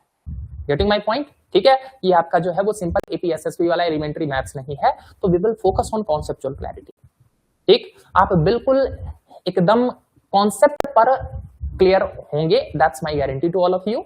आपको बिल्कुल बेसिक से हर बातें समझाई जाएंगी, ताकि अगर क्वेश्चन में कुछ भी वेरिएशन किया जाए, क्योंकि मैंने आपको बताया है, हाँ बिल्कुल रहेगा, निश्चिंत रहिए ओनियांग जी, बिल्कुल। अरे आज ही नहीं, अभी रहेगा डेमो क्लासेस, निश्चिंत रहिए उसके लिए, ठीक है। आराम से आपको, आप निश्चिंत होकर पहले कुछ दिन डेमो करिएगा, फिर उसके बाद ही आप प्लान कर सकते हैं। तो मैं क्या बता रहा था, हाँ, तो हर टॉपिक को हम लोग कॉन्सेप्चुअली क्लियर करने वाले हैं, ताकि अगर एक्चुअल एग्जाम में क्या होता है कि वो अगर कॉन्सेप्ट वगैरह को थोड़ा सा घुमाता है, क्वेश्चन को अगर थोड़ा सा ट्विस्ट करता है, which is very much expected, क्योंकि मैंने पहले ही बता दिया था भाई ये स्पेशलाइज्ड पेपर है। In that condition as well आप उन क्वेश्चन को सॉल्व कर पाए, इसके लिए कॉन्सेप्चुअल क्लैरिटी जरूरी है। अगर आप केवल रटे रहेंगे ना, जैसा कि जनरली बच्चे तैयारी करते हैं कि बस केवल फॉर्मूला रटा हुआ है, ट्रिक रटा हुआ है, तो एग्जाम में जाकर आप खुद ट्रिक बन जाइएगा, गारंटी की बात है। ये आपका जनरल वाला पेपर नहीं है, समझ गए ना। यहां पर आपको कॉन्सेप्चुअल क्लैरिटी रखनी पड़ेगी, ठीक। तो खाली ट्रिक्स के दम पर जो है वो एग्जाम आपका नहीं निकलने वाला है, ये मैं गारंटी दे रहा हूं आपको। यहां पर कॉन्सेप्चुअल क्लैरिटी चाहिए। इस एग्जाम में वो बच्चे बैठेंगे, ठीक है ना। यहां पर आपका सीसैट वाला कहानी नहीं है कि 33% जो है सर कट ऑफ निकालना है बस, उसके बाद तो यहां पर आप कंपीट कर रहे होंगे, और उन स्टूडेंट्स के साथ कंपीट कर रहे होंगे जिन्होंने कहीं ना कहीं मैथ्स पढ़ रखा है। ये उन बच्चों के साथ आपका फाइट नहीं है। एक बात बताइए, जो कॉमर्स भी लेता है वो भी तो थोड़ा मोड़ा मैथ्स तो जानता ही है कि नहीं? क्लियर? जो इकोनॉमिक्स ले रहा है वो भी मैथमेटिकल कैलकुलेशंस जानता है, और मैथ और स्टैटिस्टिक्स। तो यहां पर आपका फाइट उन स्टूडेंट्स के साथ है जो मैथ्स को समझते हैं, जानते हैं। तो यहां पर आपको अपने आप को जो है वो आगे बढ़ाने के लिए कॉन्सेप्चुअल क्लैरिटी पर फोकस करना पड़ेगा। अगर आप केवल ट्रिक रट रहे हैं, केवल फॉर्मूला रट रहे हैं, मैं बोल रहा हूं आप इस एग्जाम के लिए तैयारी नहीं हो रही है आपकी। और मैं बता रहा हूं आपको, ज्यादातर स्टूडेंट इसी सब ट्रैप में फंसेंगे और केवल वो ट्रिक रटेंगे, केवल वो फॉर्मूला रट कर जाएंगे इस एग्जाम को देने के लिए। And I can assure you कि देखिएगा प्रीलिम्स फेल करेंगे। ये सीसैट है ही नहीं, क्यों? वहां पर 33% लाना है, एपीएसएससी लेवल लो है, ये स्पेशलाइज्ड पेपर है। So keep this in mind. Conceptual clarity is going to be key here. That is going to be the differentiator between those who will write mains and those who will wait for next period. समझ गए ना? तो conceptual clarity पर focus करेंगे।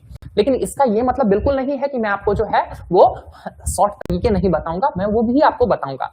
लेकिन when the tricks are backed by concept, then only you will be able to apply them if the format of the question gets changed. अगर आपने concept को नहीं समझा है और केवल ट्रिक के दम पर जा रहे हैं, तब तो आपका ही ट्रिक होना है एग्जाम में, ठीक है। तो कॉन्सेप्ट के साथ साथ हम लोग कैसे उनको एग्जाम के मतलब इन्वायरमेंट में जल्दी सॉल्व करना है, हम उससे भी रिलेटेड बहुत सारी चीजें समझेंगे, ठीक है। इसके अलावा मैं तो आपको पहले से ही बता रहा हूं कि आप ये मान के चलिए, मैं आपको ऐसे ऐसे जो है वो तरीके बताऊंगा जिस एक तरीके से आप कई सारे चैप्टर्स बना सकते हैं। हाँ, आई कैन अश्योर यू कि मैं आपको पूरा का पूरा परसेंटेज, ये परसेंटेज के बहुत सारे टॉपिक्स, आपको पूरा का पूरा प्रॉफिट एंड लॉस, क्या बोलते हैं आपका ये क्या है जी, simple interest, ratio and proportion, ये सारे चैप्टर्स जो है वो तो सिंपल मैं केवल कंपैरिजन मेथड पर बता दूंगा। यानी कि you don't need to go into कि हर टॉपिक में जो है वो अलग अलग फॉर्मूला रटो, अलग मेथड रटो, उसकी भी जरूरत नहीं होगी। You can count on me for that, ठीक है। आपको अगर इसके बारे में और मतलब वेरिफिकेशन करना है तो पिछले 4-5 सालों में जो है यहाँ पर मैंने थाउजेंड्स ऑफ स्टूडेंट को सीसैट पढ़ाया, आप उन लोगों से बात करके देख सकते हैं कि किस तरीके से हमारी क्लास चलती है, ठीक है। तो this is how our classes are going to run from tomorrow onwards, but obvious है, ठीक है, क्लियर। खाली क्लास कर लेने से तो होगा नहीं, क्लास के अलावा क्या होता है। अच्छा हाँ, एक और बात बताना चाहूंगा क्लास के बारे में ही। बहुत सारे बच्चों के मन में ये भी डाउट्स आ रहा है कि सर उस टाइम तो मैथ्स वगैरह पढ़ा था, लेकिन ग्रेजुएशन की 4 साल हो गया है, मैथ्स जो है वो दिमाग से बिल्कुल निकल चुका है ना। या फिर जब सर पढ़ा था मैथ्स या फिर कॉलेज में, तो सर आप जानते ही हैं कैसे सर वहां एग्जाम देते हैं, सर वहां तो कैसे भी काम चल गया, लेकिन यहाँ तो सर पढ़ना पड़ेगा, यहाँ तो कंपटीशन है। तो हाँ, मैं बिल्कुल आपके दर्द को समझता हूँ, इसीलिए आप बिल्कुल निश्चिंत रहिए। Our initial few classes will be just on the basic maths, हम डायरेक्ट जंप नहीं करेंगे अपने सिलेबस में। आप उस चीज के लिए भी बिल्कुल एकदम पीस ऑफ माइंड के साथ जो है वो प्रोसीड कर सकते हैं, आप बिल्कुल निश्चिंत रहिए, ठीक है। हम पहले कुछ दिन, जब तक आपका बेस जो है वो पूरी तरह से रिवाइज नहीं हो जाएगा या प्रिपेयर नहीं हो जाएगा, we are not going to jump into the exact syllabus. ये नहीं कि पता चला पहले दिन से ही जो है वो जंप कर गए सिलेबस में, बेस प्रिपेयर ही नहीं हुआ, कहां आगे बढ़ पाइएगा। फिर शुरू से ही आपको ऐसा लगेगा कि आप पिछड़ते जा रहे हैं, ठीक है ना। हाँ, परमानेंट ट्रॉमा ना अन्यांग जी, हाँ, परमानेंट ट्रॉमा कि सर उस टाइम जो है वो मैथ्स को हाथ से जोड़ लिया था कि अब नहीं कभी देखेंगे तुमको, फिर देखना पड़ रहा है। तो इसीलिए initial few classes will be on basic maths, we will clear all our basic concept, सारे बेसिक कॉन्सेप्ट्स क्लियर करेंगे, and then only we will jump into the syllabus, ठीक है। फिर उसके बाद हम लोग शुरू करेंगे परसेंटेज, रेशियो वगैरह, वहीं से कहानी अपनी शुरू करेंगे, ठीक है। तो ये भी बात मैंने आपको क्लियर कर दिया है, बहुत सारे बच्चों के मन में ये भी कंसर्न चल रहा था। नाउ मूविंग टुवर्ड्स मेंटरशिप, देखिए क्लास में पढ़ा देने के बाद भी बच्चों के मन में बहुत सारे डाउट्स रहते हैं। सर क्लास में जो है वो बनाया, लेकिन हम सर उस पेस के साथ नहीं बना पा रहे हैं, या सर थोड़ा सा बता देते कि सर इसमें कैसे सोचा जा सकता है। तो देखिए फॉर्चुनेटली अभी मेरे पास थोड़ा सा स्पेयर टाइम है, तो आप लोग क्या कर सकते हैं, क्लासेस के बाद मतलब फॉर नेक्स्ट फ्यू मंथ्स मैं थोड़ा सा, मेरे क्लासेस का भी शेड्यूल जो है वो थोड़ा सा लो है, तो आप क्लासेस के बाद, क्लासेस से पहले आप आकर जो है वो मेरे साथ बैठकर पर्सनली भी जो है वो डिस्कस कर सकते हैं, and I will be very happy to help you out with those questions. होता है ना कि कुछ बच्चे होते हैं, मान के चलिए क्लास में सर समझ में आया लेकिन पूरा नहीं समझ में आया, या घर गए, घर जाने के बाद सर जब खुद से ट्राई कर रहे थे तो उस टाइम सर थोड़ा सा समझने में दिक्कत हो रही थी, तो आप उन चीजों के लिए भी हमसे मदद ले सकते हैं, ठीक है। Since these classes are going to be in online cum offline mode, तो आपके क्लासेस जो है वो आपको अवेलेबल हो जाएंगे इवन इन रिकॉर्डेड फॉर्म। तो अगर आपका बीच में कभी क्लास मिस वगैरह भी होता है तो आपका कोई लॉस नहीं होने वाला है, क्योंकि आप कंटिन्यूटी को मेंटेन कर सकते हैं। मैथ्स की क्लासेस में जो सबसे बड़ा प्रॉब्लम होता है वो ये भी है कि बच्चा बहुत अच्छे रिदम में चल रहा होता है, फिर अचानक से जो है वो 2 दिन बीमार पड़ गया, या 2 दिन किसी काम के लिए कहीं छुट्टी मार दिया, और फिर उसके बाद आता है तो उसको जो है वो पूरी कहानी ही बदली लगती है, फिर उसके आगे वो फॉलो नहीं कर पाता है और फिर पीछे पिछड़ता चला जाता है। बहुत सारे बैचेस में मैंने देखे हैं कि एक स्टूडेंट शुरू से जो है वो 1 महीने तक जो है बहुत अच्छा परफॉर्म किया, फिर वही 2-4 दिन की छुट्टी मारी और फिर उसके बाद क्या हुआ, आगे की बात जो है वो फॉलो नहीं कर पाया। तो वो भी आपको यहाँ दिक्कत नहीं होने वाली है। क्यों? क्योंकि हम यहाँ पर शुरू करने वाले हैं ऑनलाइन कम ऑफलाइन बैचेस। इससे क्या होगा कि अगर आप ऑफलाइन आते हैं तो आप बिल्कुल फेस टू फेस हमारे साथ इंटरेक्ट करके समझ सकते हैं। मैं तो आपको सजेस्ट करूंगा कि इफ पॉसिबल आसपास रह रहे हैं तो ऑफलाइन क्लासेस ज्वाइन कीजिए। उससे क्या होता है, थोड़ा सा पर्सनलाइज्ड इंटरेक्शन होता है, उसके ऑब्वियसली आपको बहुत सारे एडवांटेजेस मिलते हैं। आप क्लास से पहले, क्लास के बाद, क्लास के बीच में जो है वो आप अपने डाउट्स वगैरह पूछ सकते हैं। अगर आप नहीं यहाँ आ पा रहे हैं या फिर अगर जॉब्स में हैं या फिर कहीं दूर रह रहे हैं तो फिर आप ऑनलाइन भी जुड़ सकते हैं। ऑनलाइन में आप अपने चैट्स वगैरह पूछ सकते हैं हमसे। क्लास के बाद भी आप अपने डाउट्स वगैरह डाल सकते हैं। हम क्या करेंगे, उन चीजों को बाद में फिर से डिस्कस करके आपको क्लियर कर दिया करेंगे। ठीक है, तो क्लास से रिलेटेड ये सारी बातें मैंने आपको समझा दी है। ठीक, क्लास के पहले, क्लास के बाद उनसे रिलेटेड भी आप मेंटरशिप हमसे ले सकते हैं। ठीक, अपार्ट फ्रॉम दैट खाली पास कर लेने से थोड़ी हो जाएगा जी। Having knowledge is one thing, but being able to use that knowledge in actual exam condition is completely different game. तो इसके लिए आपको करना पड़ेगा लगातार प्रैक्टिस। ठीक है, तो जैसे जैसे हमारे क्लासेस में टॉपिक्स खत्म होंगे, मैं आपको बहुत सारे प्रैक्टिस शीट्स भी देने वाला हूं और इन प्रैक्टिस शीट्स के थ्रू आपको लगातार प्रैक्टिस करना है। ठीक है, इन प्रैक्टिस शीट्स के थ्रू आपको एक टेंशन तो आपका ये दूर हो जाएगा कि आपको 10 जगह से जो है वो कंटेंट उठाने की जरूरत नहीं होगी। For that I am here, उस काम के लिए मैं हूं। ठीक है, तो जो भी आपके इस एग्जाम के आसपास के आपको क्वेश्चंस लग रहे हैं, वो सारे क्वेश्चंस जो है मैं आपको कलेक्ट करके हर चैप्टर में, हर कुछ टॉपिक्स में क्या करूंगा जी, प्रैक्टिस शीट के रूप में देता रहूंगा, ताकि आप अपने लेवल पर भी अपनी तैयारी को आगे बढ़ाते रहें। ठीक है, उन प्रैक्टिस शीट में भी अगर आपको कोई डाउट होता है तो आप क्लास में भी पूछेंगे, क्लास के बाहर भी पूछ सकते हैं। So there are immense opportunity for growing if you are a serious candidate. अगर आप पढ़ना चाह रहे हैं, अगर आप सीखना चाह रहे हैं, अगर आप सही में चाह रहे हैं कि मैं एक एफएओ बनके अपने फ्यूचर को सिक्योर करना चाहता हूं, अपनी फैमिली के फ्यूचर को सिक्योर करना चाहता हूं, yes yes, when I am saying this, I am saying it with full responsibility. ये जो एग्जाम है, ये आपको केवल आपके ही करियर में ग्रोथ नहीं देगा, ये आपकी पूरी फैमिली का जनरेशन शिफ्ट कर सकता है। आप सडनली एक लोअर क्लास, एक लोअर मिडिल क्लास या एक मिडिल क्लास से सडनली आप एलीट क्लास के मेंबर हो जाएंगे। ठीक है, 8th पे कमीशन आने वाला है, सैलरी जो है ना वो देख रहे हैं ना, फिटमेंट फैक्टर 2 पॉइंट की बात हो रही है, लाख 1.5 लाख के आसपास तो आपकी इन हैंड सैलरी हो जाएगी। हाँ उन्यांग जी, समझ रहे हैं? क्लियर? 8th पे कमीशन जो है 2026 जनवरी से लागू हो चुका है, आप ये बात समझिए। मतलब रिकमेंडेशन बाद में आएगा, लेकिन ये सब अगर बना के आप लोगों को दिया जाएगा, तो इंप्लीमेंट हो चुका है। क्लियर? अब देखिए कब रिकमेंडेशन आता है और कितना हाइक मिलता है, वो बाद की बात है, लेकिन जो भी पीछे का होगा वो सब मिलेगा। मतलब तो आप समझिए, आपका पूरा का पूरा फैमिली का फ्यूचर सिक्योर है, वो भी ऐसी अनसर्टेनिटी वाले एज में। एआई आ रहा है, देख ही रहे हैं ना प्राइवेट सेक्टर वगैरह में, या फिर बाकी सेक्टर्स का क्या हाल है, कब किसका जॉब है, कब किसको ले ऑफ कर दिया जा रहा है, nobody knows, nobody is caring about these things. ऐसे में एक पीस ऑफ माइंड के साथ, एक वर्क लाइफ बैलेंस के साथ, एक फ्यूचर में इतने अच्छे करियर प्रोस्पेक्ट के साथ, इवन इन प्राइवेट सेक्टर, कल अगर आपको मान के चलते हैं कि गवर्नमेंट सेक्टर से स्विच करना हो, प्राइवेट सेक्टर में बहुत बढ़िया ग्रोथ जॉब अपॉर्चुनिटीज है आपके लिए। ठीक है, ऐसा एग्जाम, ऐसा मौका आपको नहीं मिलने वाला है। तो इसीलिए मैं बोल रहा हूं कि if you are a serious candidate, मैं आपको इस एग्जाम को क्रैक करने के लिए बिल्कुल तैयार कर दूंगा। तो कुछ एफर्ट मेरी तरफ से होगा, कुछ आपकी तरफ से होना चाहिए। एक हाथ से ताली नहीं बजती है, अब ये नहीं बोलेगा कि सर चुटकी तो बज सकती है। ठीक है, तो आपको प्रैक्टिस शीट्स मिलेंगे। उसके अलावा कुछ समय के बाद जब हमारा कुछ टॉपिक खत्म हो जाएगा, we are also going to conduct certain tests in our classes as well. तो आप बिल्कुल क्लास में आएंगे और जैसे एग्जाम का माहौल होता है, आप बिल्कुल यहां पर बैठकर आप उन टेस्ट्स को भी दीजिएगा। इससे भी आप अपनी प्रैक्टिस को और इंप्रूव कर सकते हैं कि एक्चुअल एग्जाम में क्या हमें चैलेंजेस होते हैं। Got the point? ठीक है, तो ये था पूरा डिस्कशन फ्रॉम माय साइड। चलिए, नाउ इट्स योर टाइम।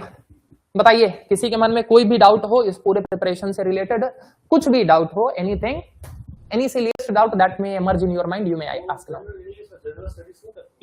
हाँ बिल्कुल, उसके लिए भी ये देखिए दिखा देता हूँ, ये भी आपको सिलेबस दे रखा है। ये पूछ रहे हैं कि सर वो जनरल स्टडीज का सिलेबस और बता दीजिए। देखिए दिखाता हूँ, ये लीजिए दिया हुआ है कमीशन में, देख पा रहे हैं?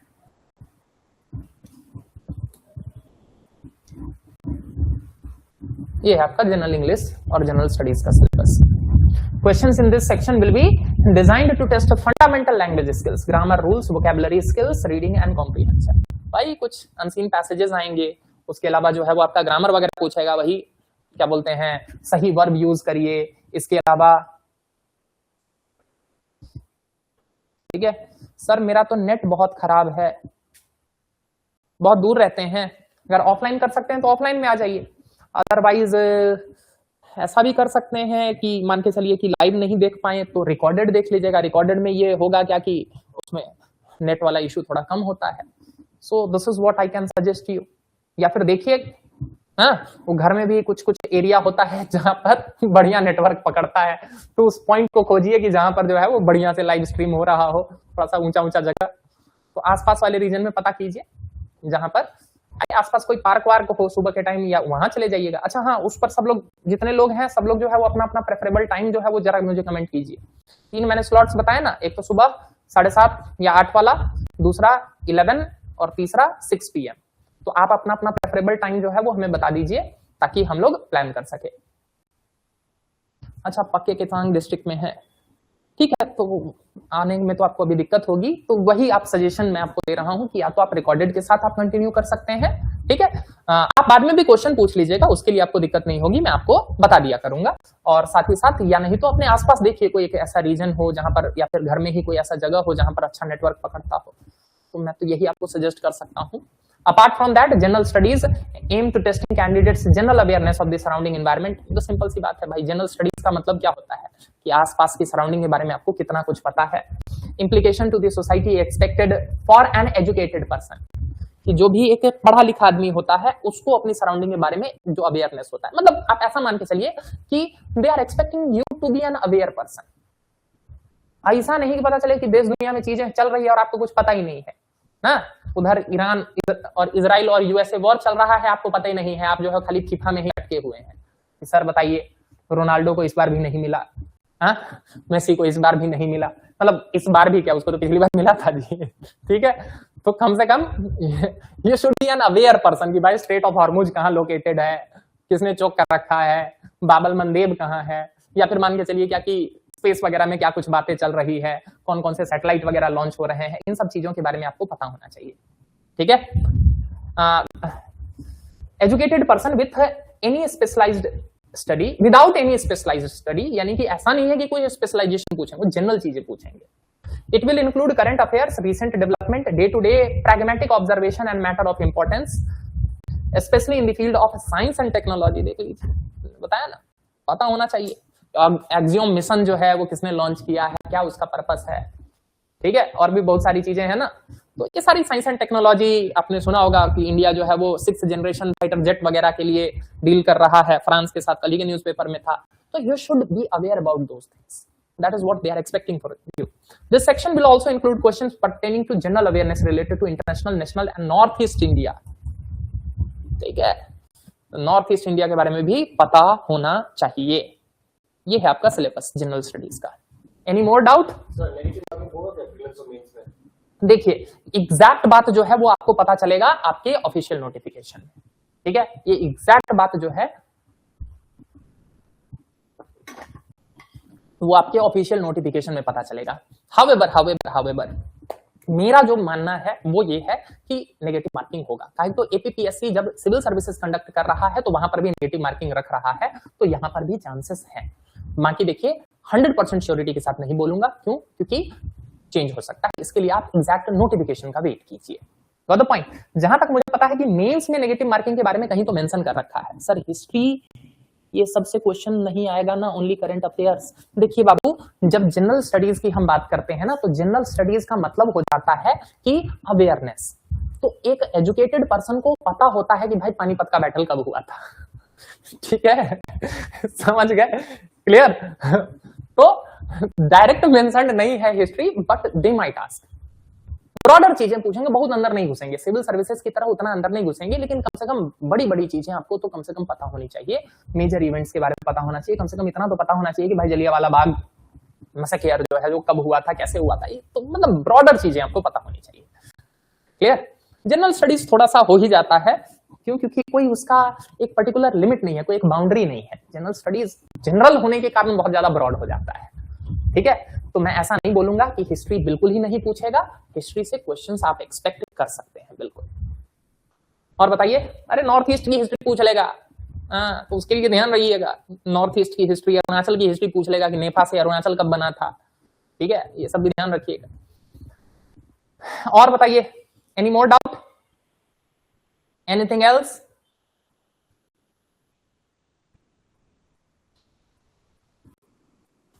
हाँ जी, एक बात बताइए, सारे डाउट्स क्लियर हो गए ना जी आप लोगों को इस एग्जाम से रिलेटेड? जो भी जिसके भी मन में था, किसी के मन में कोई भी डाउट हो तो आप पूछ लीजिए, otherwise we are going to sum up this session for the day and from tomorrow onwards we are going to start with our कितना मार्क एक्सपेक्ट करना चाहिए प्रीलिम्स में कि पास हो जाए? देखिए मैंने आपको बताया ना वो कट ऑफ बोला पर एक्सपेक्ट 300 में कितना मार्क्स एक्सपेक्ट करना चाहिए आपको एटलीस्ट? 300 कहां 200 ना जी, मेरे को मतलब है प्रीलिम्स। हाँ 200 मार्क्स का था। देख लीजिए यही तो मैं बात बता रहा हूँ, ये सारी चीजें बहुत सारे फैक्टर पर डिपेंड करती हैं। क्यों? क्योंकि यहाँ कट ऑफ फिक्स नहीं है ना, तो ये चीजें बहुत सारी, अगर मान के चलिए पेपर बहुत टफ आया, देखिए इनका बहुत लॉजिकल क्वेश्चन है, सुनिएगा आप लोग भी, ऑनलाइन जो लोग हैं इनका कहना है कि सर हम कितना मार्क्स एक्सपेक्ट करें कि पीटी क्वालिफाई करने के लिए। देखिए ये चीजें जो है वो डिफरेंट डिफरेंट पैरामीटर्स पर हैं बेस्ड। इमेजिन करते हैं भाई 1000 बच्चों ने फॉर्म डाला है, ठीक है, और बच्चे कितने सिलेक्ट होने हैं मेंस के लिए? 480। हमने जो कैलकुलेशन लिया था 40 के हिसाब से, उसके बेसिस पर ये पता चलता है ना। अब ध्यान दीजिए, अगर मान के चलते हैं 1000 की जगह 2000 स्टूडेंट्स ने फॉर्म डाल दिया तो कंपटीशन बढ़ गया, कट ऑफ ऊपर चला जाएगा। समझे? अरे समझ पा रहे हैं? दूसरी बात, मान के चलते हैं पेपर टफ आ गया, जो पेपर उन लोगों ने बनाया है उसके क्वेश्चंस ही टफ आ गए। अब जब पेपर ही टफ था तो यानी कि सबके मार्क्स कम हुए, तो सबके मार्क्स कम हुए तो बताइए कट ऑफ भी नीचे चला गया कि नहीं? On the other hand paper बहुत आसान बना दिया, तो पता चले क्या कि आप 200 में 180 लाने के बाद भी फेल हो जा रहे हैं। क्यों? क्योंकि पेपर इजी था, सबने बहुत बहुत मार्क्स स्कोर किया है। तो इसीलिए एग्जैक्ट कट ऑफ को प्रेडिक्ट कर पाना इज नेक्स्ट टू इम्पॉसिबल, ठीक है ना। ये सब बिना मतलब का जो है ना, क्या बोलते हैं, ये सब सोशल मीडिया की देन है, जो क्लिक बेट बनाते हैं कि इतना कट ऑफ होगा। एक बात बताओ, कैसे तुम बता दोगे? मैंने बताया ना, ये तो इन चीजों पर डिपेंड करेगा ना।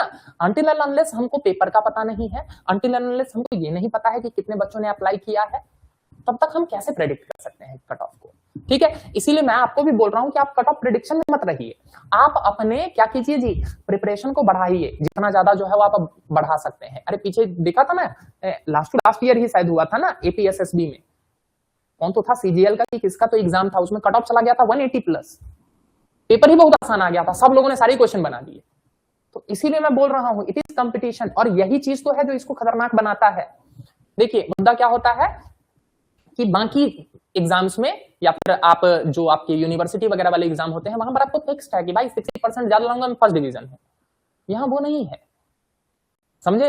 यहां आप कंपीट कर रहे हैं, सीट्स लिमिटेड है, यहां सब लोग पास नहीं होने वाले हैं, सिंपल सी बात है ना भाई, सीट्स जितने हैं उतने ही तो पास होंगे, उसके 12 टाइम्स ही तो पास होंगे।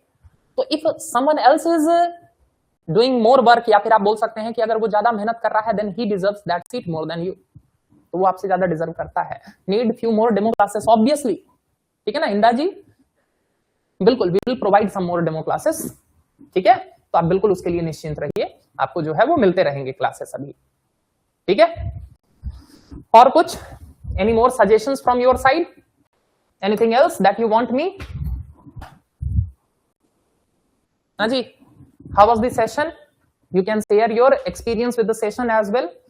8 AM के ज्यादा मुझे टाइम्स मिल रहे हैं, 8 AM, अच्छा एक तो 6 PM वाला भी है, चलिए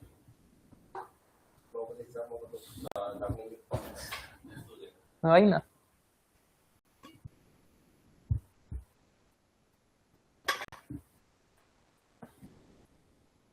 हाँ जी, anybody who would like to say anything? Sir अगर 3 PM क्लास हो गया इंप्लीमेंट क्या कल से हो जाएगा? हाँ मैसेज मिल जाएगा आप लोगों को, ठीक है। जो भी क्लास का टाइमिंग होगा ना कल के लिए, यू ऑल विल गेट, आपको जो है वो मैसेज के रूप में मिल जाएगा, निश्चिंत रहिएगा, ठीक है। तो यहाँ का भी ऑफिशियल उस पर मिल जाएगा। इसके अलावा सुनिए, टेलीग्राम पर आप लोग एक ग्रुप को फॉलो कर सकते हैं जिसके थ्रू आप मेरे से जुड़ सकते हैं, वहां पर भी मैं आपको इंफॉर्मेशन भेज दूंगा। टेलीग्राम पर सर्च कीजिएगा अमर नॉलेज हब। बाकी इंस्टीट्यूट की तरफ से भी आपको मिलेगा, मैं इस पर अपडेट कर दूंगा, ठीक है। मैं ये सारे डॉक्यूमेंट्स भी वहां डाल दूंगा अगर आप देखना चाहते हैं तो।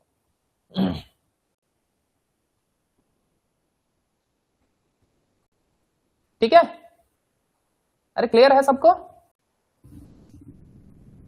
बाकी आप एक बार मैनेजमेंट से बात कर लीजिएगा और जैसा होगा आप लोगों को बता दिया जाएगा, and then we will proceed from tomorrow onwards.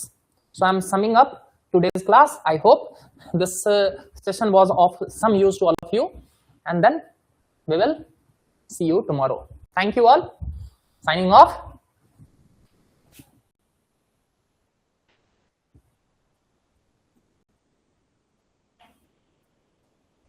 चलिए